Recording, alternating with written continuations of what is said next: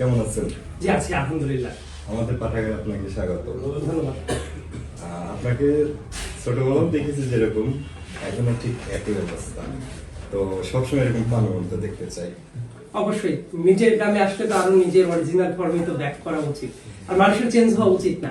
আমার কাছে মনে হয় জানি যে পরিচয়ই আছে না কেন, শেকড়ের পরিচয়টা সবারই এক থাকা উচিত, এবং এই ব্যাপারটাকে আমি খুবই ভেতর থেকেই অনুভব করি। তো আশা করা যায় সারাটা জীবনে এইরকমই আমি থাকতে চাই, হয়তো বা একই সাথে সারাটা জীবনে একই মতোই থাকে সবসময়। কেমন লাগছে দাদার ভিটা জন্মভূমি? হ্যাঁ, অন্যান্য জায়গায় গেলে আসলে অনেক মতামত দিতে হয়, এই জায়গাটা কেমন না কেমন।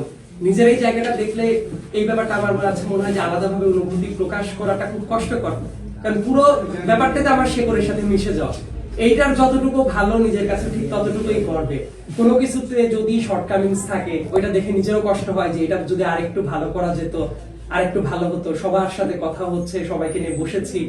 তো আমার কাছে মনে হয় যে অনেক জায়গা আছে যে জায়গায় উন্নয়নের অনেক জায়গাগুলো আছে, ওই জায়গাগুলো যদি করা যেত সেটা নিজের কাছেও ভালো লাগতো অনেক বেশি।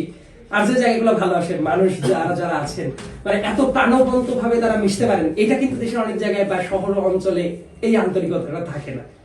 তো আমার কাছে মনে হয় সবকিছু মিলিয়েই তো এই শেকড়টা, এই ব্যাপারটা আসলে অন্যের কোনো জায়গা হলে মন্তব্য করা যায় ভালো কি খারাপ, এই পুরো জায়গাটাকে তো মনে হয় যে আমার নিজেরই এলাকা, নিজের এলাকার ভালো বা মন্দ আলাদা